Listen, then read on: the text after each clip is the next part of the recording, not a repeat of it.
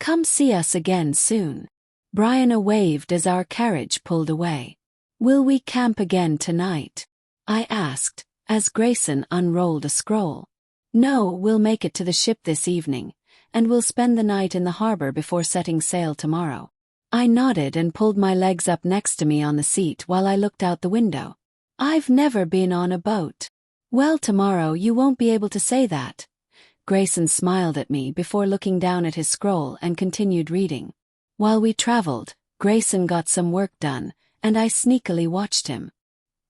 He was so handsome, and his dark blue eyes seemed to have a swirl of silver in them, and his beard was thick. I wasn't sure if he usually grew it out, or if he just hadn't shaved, but I liked the scruff. It suited him. I noticed that his thick hair seemed to curl at the ends, and I realized if he grew it out, his hair must be curly.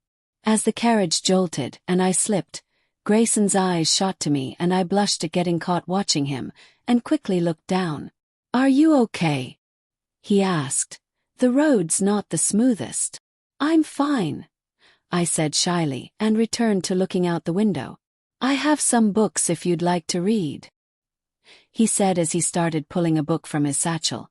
We won't be stopping for lunch for a few more hours.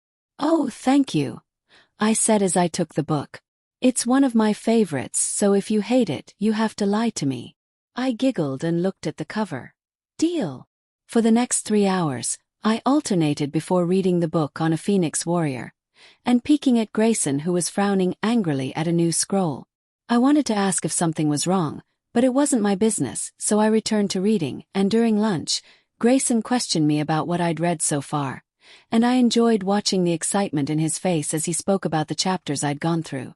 After lunch we continued again.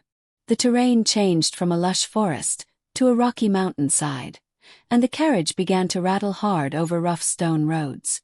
I started to smell salt in the breeze and I knew we'd reached the harbor soon. It was nearly sunset when we reached the pack. Large white buildings shimmered under the glow of the sunset, and looked like they were built with expensive materials, much like my old pack. Greyson pointed out 2 large structures, as we looked through the window of the carriage. That's the goddess temple and that's the pack house, he told me. I'll need to go to the pack house and greet Alpharak, but then I'll return to the ship. Unless you'd like to come. No, I don't like Alpharak. Greyson frowned. Has he ever touched you? I shook my head. No, but I've seen him hurt servants. He doesn't deserve to be an alpha. I see, Greyson nodded. Well, you'll never have to see him again. We pulled up the harbor where I could hear fishermen yelling, seagulls making loud noises and the sounds of carts and boxes being moved around. Greyson helped me out, and I excitedly rushed to the jetty. The ocean sparkled, a vibrant blue. It was like nothing I'd ever seen before. Do you want to go for a quick swim? Greyson joked as he caught up with me, holding both our bags. It's about 10 minutes to unset, but you could at least wet your feet. I shook my head. I can't swim. No one ever taught you. No one really lined up to teach me things, I reminded him, and his face fell. I hated seeing the pity in his expression and I looked down. Well, I'll teach you. Come on.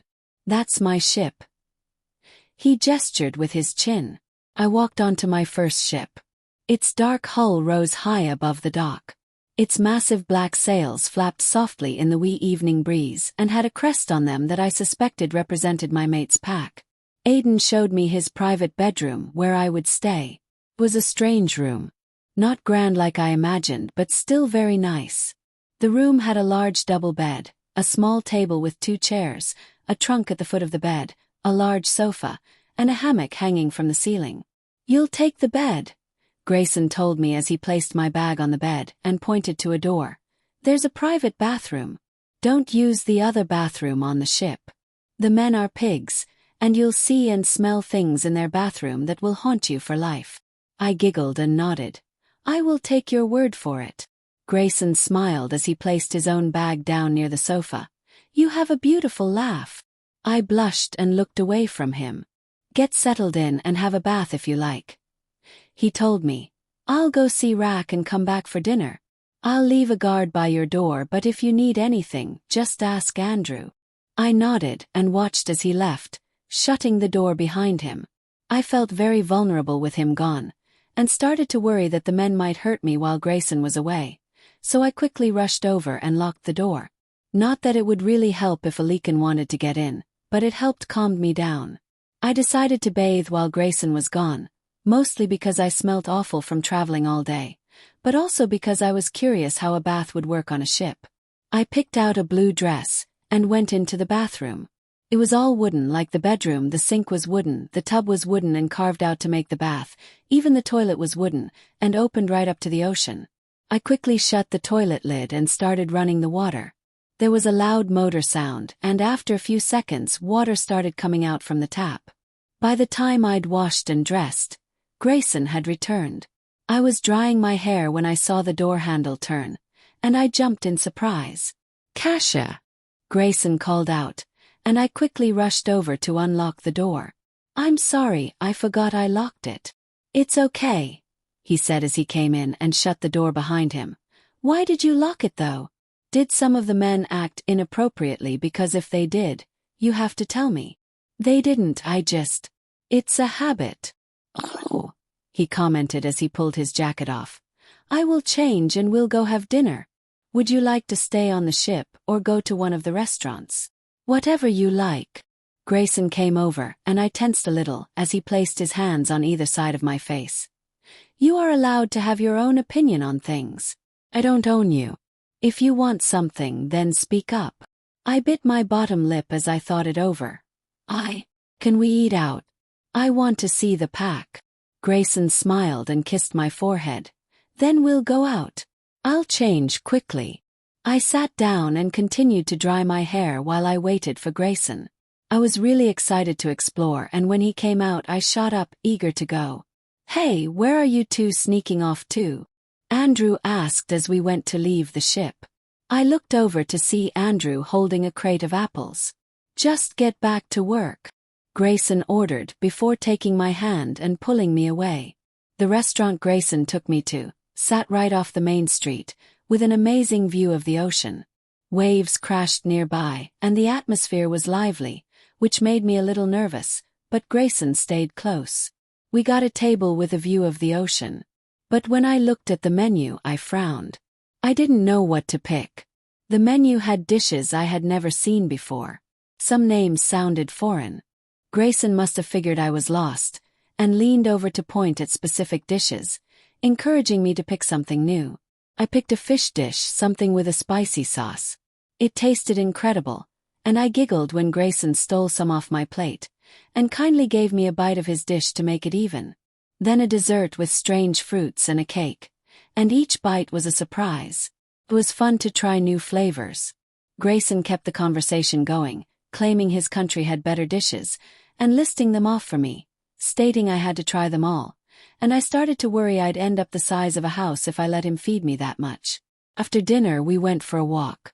The city lights twinkled in the night, and looked lovely. We walked along the shore. The tide was low, and we got right to the edge, but Greyson took my hand and walked us over to a narrow rocky path that went around a small cliff, our shoes crunching on shells. The path led to a hidden cove. It was quiet there, peaceful. "How did you know this was here?" "Yes. I've been here before. With other girls." I asked before I could stop myself, but Greyson laughed. "No, I haven't been with anyone since my mate died," he told me. "It's the reason I only travel with men. I don't want any entanglements." "Oh," I nodded as Greyson stopped walking. "You don't count," he added, and I looked up into his eyes. "I very much want to be entangled with you." He reached into his pocket and pulled out a small velvet box. "For you," he said as he opened it. Inside was a golden diamond necklace. It had a delicate, old-looking pendant. "You got this for me?" I asked as tears filled my eyes. "I don't know your tastes yet, but when I saw it, it reminded me of you. Do you like it?" "It's lovely, thank you." Greyson smiled and pulled it out of the box. "Pull your hair up and I'll put it on you." I timidly pulled my hair up, But I noticed Greyson stare at my neck where I had a small scar, but he continued to put the necklace on me. Felt cool against my skin. But I loved it. I traced the design on the pendant and quickly wiped the tears away. You said you liked it, why are you crying? No one's ever given me jewelry. I'm just being silly, sorry. Greyson smiled and brushed my hair back, making me shiver. Well, you better get used to these things because I'm going to spoil you for the rest of our lives. I have nothing to give you in return. You give me more than you will ever know, he said gently and kissed my forehead. Cassia, before I met you, I was just going through the motions. I felt broken, but I kept going on for my people, and then I met you and I finally felt like I was coming back to life. I look at you and I see a million possibilities for my future, now, where before it was just a black hole, and I'm excited about every possibility. And I hope you feel the same way. I never thought I'd have a future at all, not until I met you, but now I'm excited to wake up the next day. Greyson smiled and pulled me into a hug. Mine, he whispered.